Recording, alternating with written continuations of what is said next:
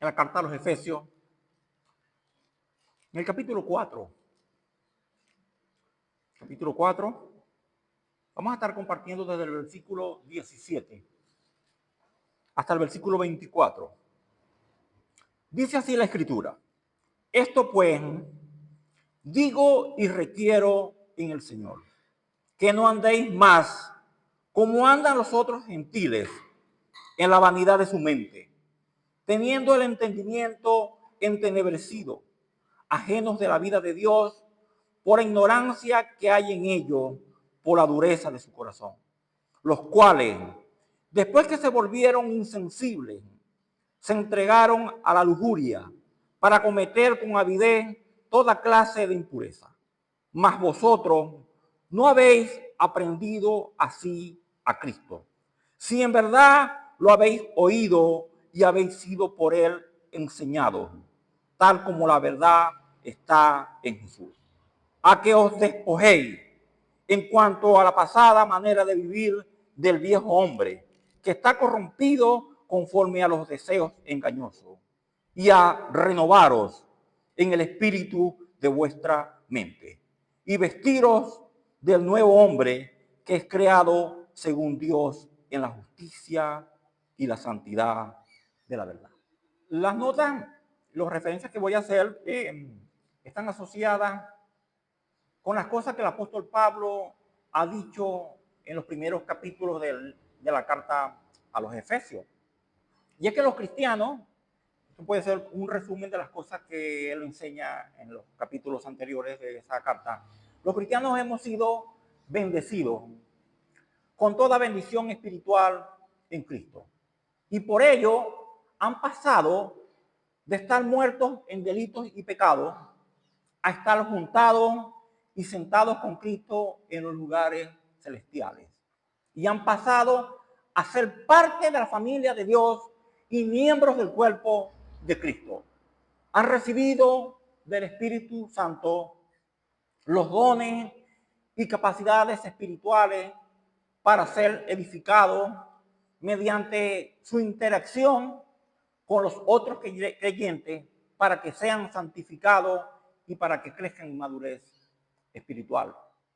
Todo esto representa el llamamiento que el Señor le ha dado a los que creen, a los que Dios ha considerado sus hijos, a los quienes Él ha escogido y los ha adoptado como tales.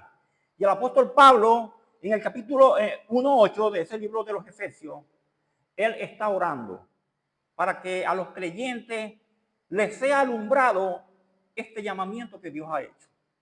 Y que son estas cosas ese es el llamamiento que Dios nos ha dado a los que han creído. Esto es lo que han recibido los que han sido escogidos de Dios, los que han sido adoptados por Él. Entonces, por eso los creyentes no deben vivir como si todavía fueran impíos. Los creyentes no pueden seguir viviendo como viven los incrédulos. No pueden seguir viviendo como viven los incrédulos. Vamos a leer lo que dice en 1 Juan 2:6. Dice: el que dice que permanece en él debe andar así como él anduvo.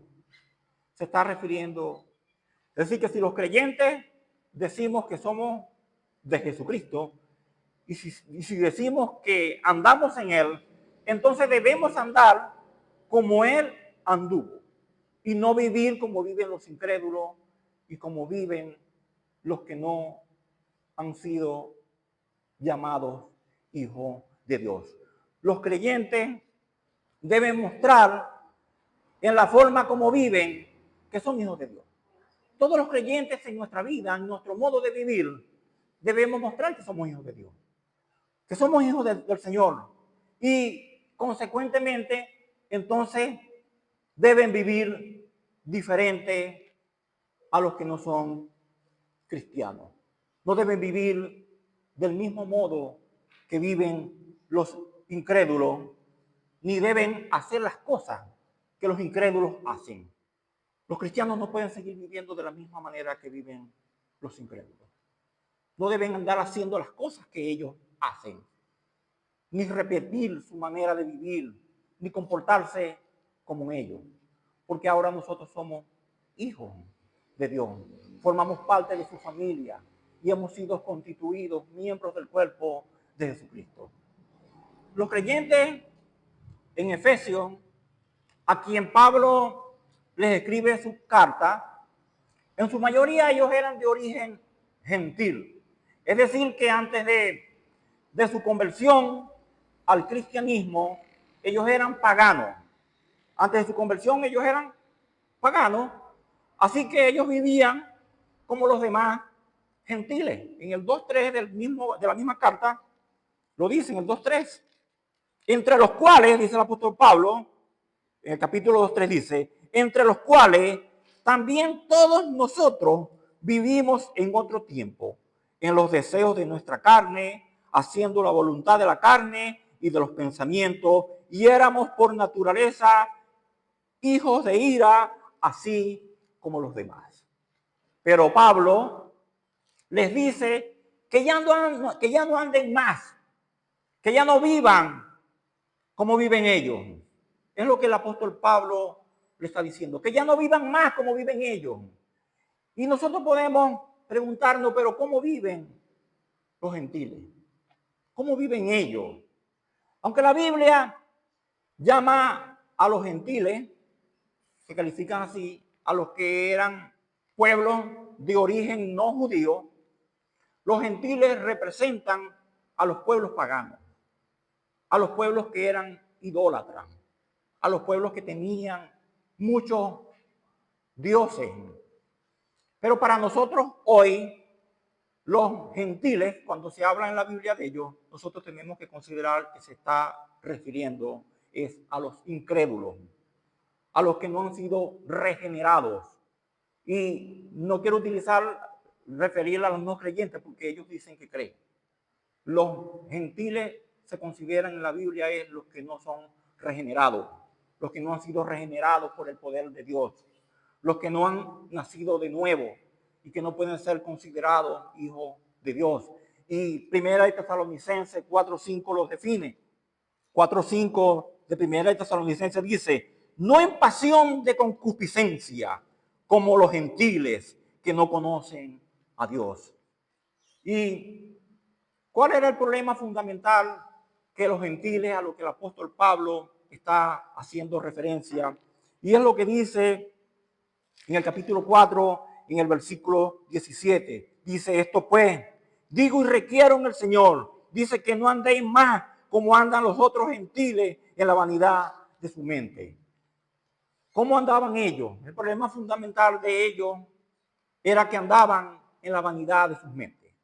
Esa era la condición de ellos. Ese era su problema fundamental.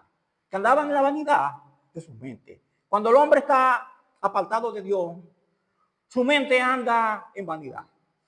Y ese himno que hoy entonamos, años, mi alma en vanidad vivió, nos ayuda a nosotros a reflexionar sobre la gracia que ha sido derramada sobre nosotros. Porque los que están apartados de Dios, ellos andan en la vanidad de su mente.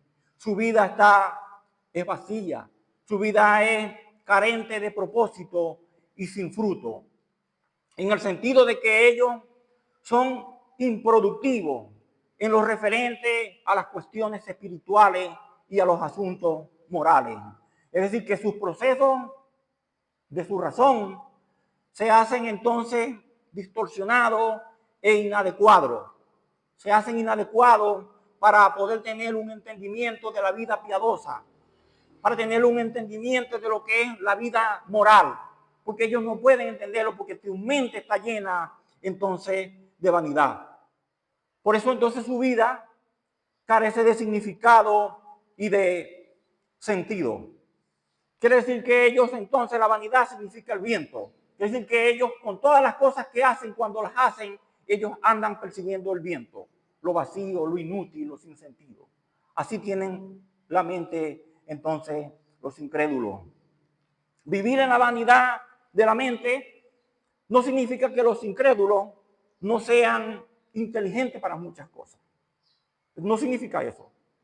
Porque de hecho, ellos pueden ser inteligentes para hacer muchísimas cosas, crear cosas.